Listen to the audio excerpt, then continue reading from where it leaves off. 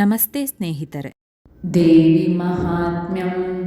ದುರ್ಗಸಪ್ತಶತಿ ತ್ರಯೋದಶೋऽಧ್ಯಾಯಃ ಸುರತವೈಶ್ಯಯೋರ್ವರಪ್ರದಾನಂ ನಾಮ ತ್ರಯೋದಶೋऽಧ್ಯಾಯಃ ಧ್ಯಾನಂ ಓಂ ಬಾಲಾರ್ಕಮಂಡಲಾಭಾಸಾಂ ಚತುರ್ಬಾಹುಂ ತ್ರಿಲೋಚನಾಂ ಪಾಶಾಂಕುಶವರಾಭೀತಿಧಾರಯಂತೀಂ ಶಿವಾಂ ಭಜೆ. ಋಷಿರುವಾಚ ಏತತ್ತೇ ಕಥಿತಂ ಭೂಪದೇವಿ ಮಹಾತ್ಮ್ಯಮುತ್ತಮಂ ಏವಂ ಪ್ರಭಾವಾಸ ದೇವಿ ಯಯೇದಂ ಧಾರ್ಯತೆ ಜಗತ್ ವಿದ್ಯಾ ತಥೈವ ಕ್ರಿಯತೆ ಭಗವದ್ವಿಷ್ಣುಮಾಯಯ ತಯಾ ತ್ವಮೇಷ ವೈಶ್ಯಶ್ಚ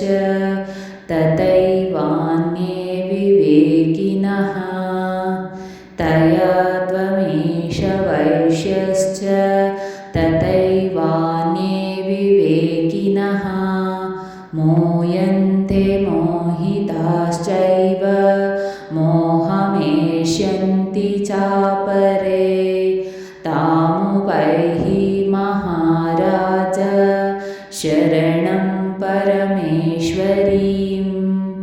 ಆರಾಧಿತಾ ಸೈವ ನೃಣಾಂ ಭೋಗಸ್ವರ್ಗಾಪವರ್ಗದ. ಮಾರ್ಕಂಡೇಯ ಉವಾಚ ಮಾರ್ಕಂಡೇಯ ಉವಾಚ ಇತಿ ತಸ್ಯ ವಚಃ ಶ್ರುತ್ವಾ ಸುರತಃ ಸ ನರಾಧಿಪಃ ಪ್ರಣಿಪತ್ಯ ಮಹಾಭಾಗಂ तं ಋಷಿಂ ಸಂಶಿತವ್ರತಂ ನಿರ್ವಿಣ್ಣೋತಿ ಮಮ ತ್ವೇನ ರಾಜ್ಯಾಪಹರೇಣ ನಾಚ ಜಗಾಮ ಸದ್ಯಸ್ತಪಸೇ ಸ ಚ ವೈಶ್ಯೋ ಮಹಾಮುನೆ ಸಂದರ್ಶನಾರ್ಥಮಂಬಾಯ ನದೀಪುಲಿನಮಾಸ್ಥಿತಃ स च वैश्यस्तपस्तेऽपि देवी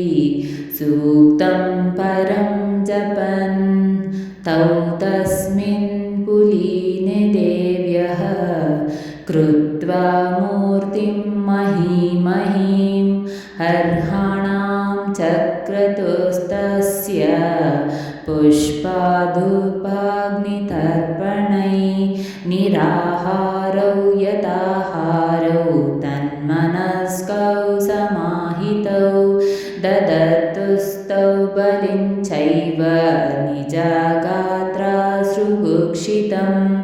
एवं समाराधयतोस्त्रिभिः व्रश्रैर्यतात्मनो परितुष्व जगद्धात्री प्रत्यक्षं प्राह चण्डिका. देव्युवाच देव्युवाच यत्प्रत्यते त्वया भूप त्वया च कुलनन्दन मत्तस्तत्प्राप्यतां सर्वं परितुष्व ददामि ते. मार्कण्डेय उवाच मार्कण्डेय उवाच ततो वर्वे नृपो राज्यमविभ्रश्यन्यजन्मनि अत्रैव च निजं राज्यम् हताशत्रुबलं बलात् सोऽपि वैश्यस्ततो ज्ञानं वर्वे निर्विण्णमानसः ममेत्यहमिति प्राज्ञा सज्जविच्युतिकारकं. देव्युवाच देव्युवाच स्वल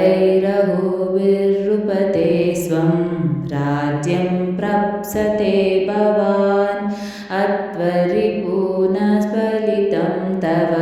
तत्र भविष्यति मृतश्च भूय सम्प्राप्य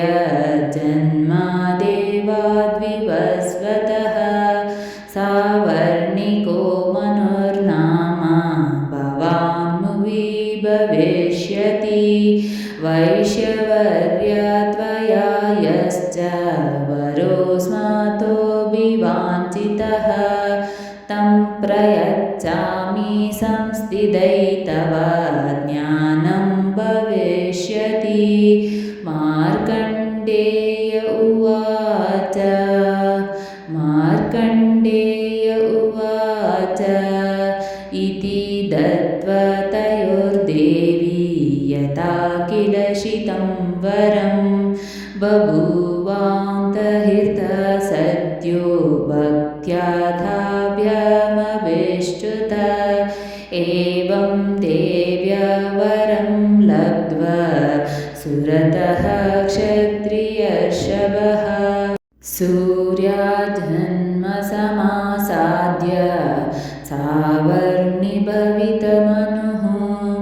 इति दत्त्वा तयोर्देवी यथाभिलषितं वरं बभूवान्तहितः सद्यो भक्त्याथाभ्यामभिष्टुत्वा एवं देव्या वरं लब्ध्वा सुरतः क्षत्रियर्षभः सूर्याजन्मसमासाद्य सावर्णिभ्रवित मनुः क्लीं ॐ जय जय श्रीमार्कण्डेयपुराणे सावर्णिके मन्वन्तरे देवी महात्म्ये सुरतवैश्यरोवर्हप्रदानं नाम त्रयोदशोऽध्यायः समाप्तम् श्री सप्तशती देवी महात्म्यं समाप्तम् ॐ तत् सत् आहुति ॐ क्लीं जयन्ती साङ्गायै सशक्तिकायै सपरिवारायै सवाहनायै श्रीमहात्रिपुरसुन्दरै महाहुतिं समर्पयामि नमः स्वाहा ॐ खड्गिनी शूलिनी घोरगदिनी चक्रिणी तथा शङ्किनी चापिनी बाण भुशुण्डिपरिघायुधहृदयाय नमः ॐ शूलेन पाहि नो देवी पाहि खड्गेन चाम्बिके घण्टास्वनेन पाहि चापद्यानि स्वनेन च शिरसे स्वाहा ॐ प्राच्यां रक्ष प्रतीच्यां च चण्डिके दक्षरक्षिणे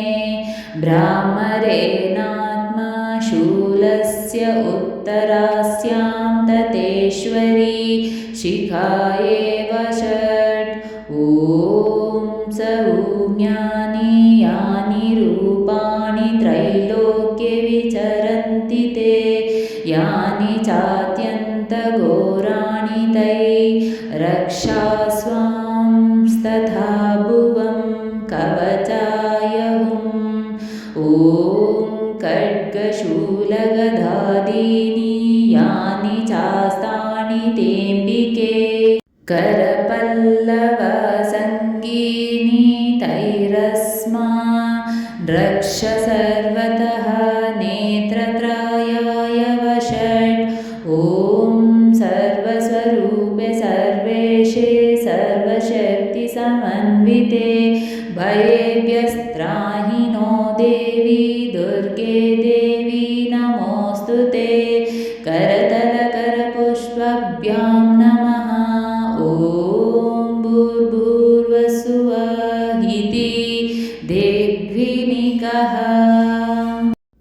ಸ್ನೇಹಿತರೆ, ಈ ವಿಡಿಯೋ ಇಷ್ಟವಾದಲ್ಲಿ ಲೈಕ್, ಶೇರ್ ಆ್ಯಂಡ್ ಕಾಮೆಂಟ್ ಮಾಡಿ. ಮುಂದಿನ ವಿಡಿಯೋಸ್ಗಳಿಗಾಗಿ ಚಾನಲ್ ಅನ್ನು ಸಬ್ಸ್ಕ್ರೈಬ್ ಮಾಡಿ. ಧನ್ಯವಾದಗಳು.